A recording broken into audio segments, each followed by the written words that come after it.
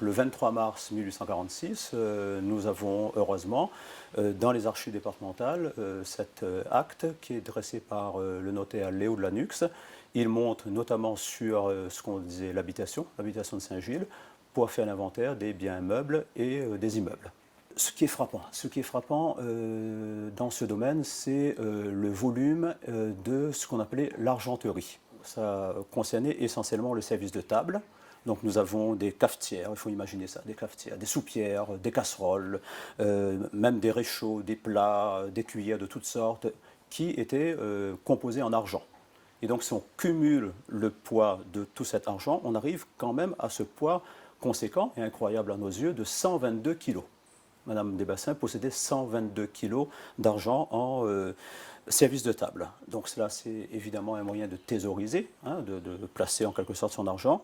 Et aussi, évidemment, c'est un moyen d'ostentation, c'est un marqueur social. Alors, évidemment, à côté de ça, on trouve aussi dans cet inventaire après décès l'énumération du service de table qui était plus courant.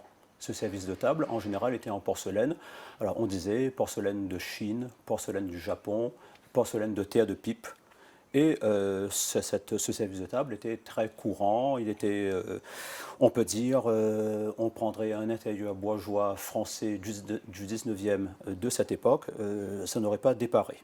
Alors, il est quand même symptomatique qu'on ne trouve aucune fourchette, ce qui signifierait qu'on mangeait à la main et on piquait ses mets avec le couteau.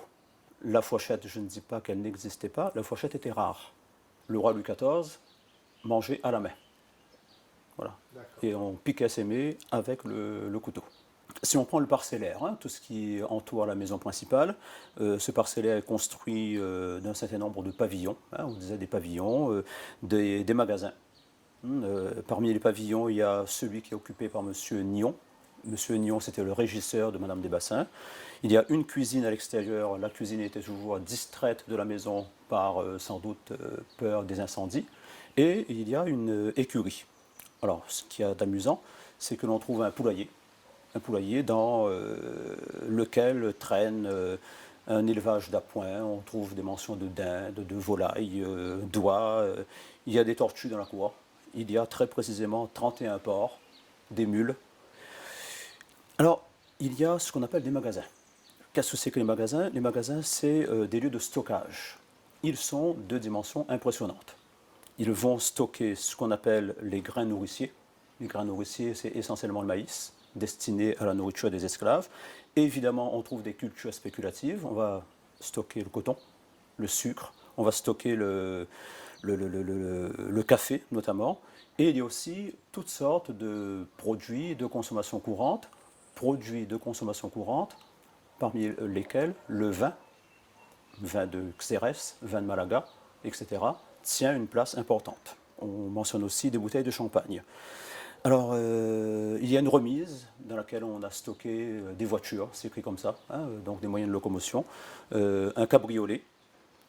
Et les pavillons qui sont aux alentours sont véritablement des petites maisons. Elles sont conçues avec à l'intérieur différents appartements et elles forment vraiment des unités autonomes. Alors parfois, dans ces appartements, on a une espèce de débarras dans lesquels on va... Donc il faut bien qu'on ait conscience qu'on va tout énumérer pour qu'il n'y ait pas de dispute entre les héritiers. Donc on va énumérer par exemple des chaises à porteurs, des carreaux de Batavia, des palanquins, des petits lits d'enfants, des tables avec leur tréteau, etc., etc. Alors dans la maison principale, le notaire fait la visite des pièces. Et là, on apprend qu'il y a dans la maison principale ce qu'on appelle 5 cabinets.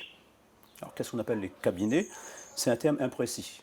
C'est ce qu'on trouve dans le cabinet qui fait son emploi. Alors, on s'aperçoit que les cabinets, ça peut être des chambres, ça peut être des remises, et j'y reviendrai un petit peu plus tard. Il y a un cabinet extraordinaire qui est dévolu à la bibliothèque. On a un salon qui très probablement était magnifique. Alors le salon fait en même temps office de salle à manger et on a dans ce salon eh bien, par exemple 3 glaces à cadre doré. On a 2 tables rondes, une table qui est une table à jeu. On a 2 canapés, une table à manger. On trouve quand même, il faut essayer d'imaginer 16 fauteuils. il y a 27 chaises, et donc on se rend compte que tout ça, ça signe l'opulence et ça signe l'immensité. Il y a mention de 2 varangues, une à l'est et l'autre à l'ouest. Et d'après ce qui est écrit comme descriptif, on s'aperçoit que ces varangues sont consacrées au délassement, au repos. On trouve par exemple sous une varangue un vieux billard, on trouve des banquettes. Alors véritablement, la bibliothèque est impressionnante. Cette bibliothèque, il faut imaginer qu'elle compte plus de 1200 ouvrages. 1200 ouvrages qui concernent les philosophes des Lumières, qui concernent les sciences, qui concernent l'agriculture, les techniques, l'histoire naturelle, la grammaire, la géographie, la littérature. Une place particulière est accordée à tout ce qui concerne donc l'histoire d'une manière générale. Les volumes d'histoire chez Madame Desbassins sont plus importants que ceux des autres catégories. Alors ce qu'il y a d'amusant, c'est que là vraiment on entre dans l'intimité des gens. C'est qu'on trouve la mention, et j'ai beaucoup travaillé sur les inventaires après décès du 18e et du 19e jusqu'à 1848, et c'est la première fois où je vois la mention de cet objet parmi ce qu'on appelle les biens meubles. C'est, on dit, il y a une tente avec ses murs pour les bains de mer.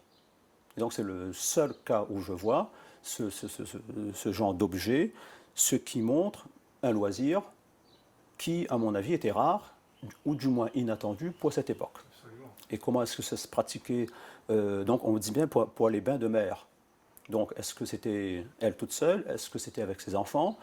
On suppose qu'on peut supposer qu'elle voulait être à l'abri des regards. Donc tout ça, ça colore très particulièrement cet aspect tout à fait inattendu pour cette époque.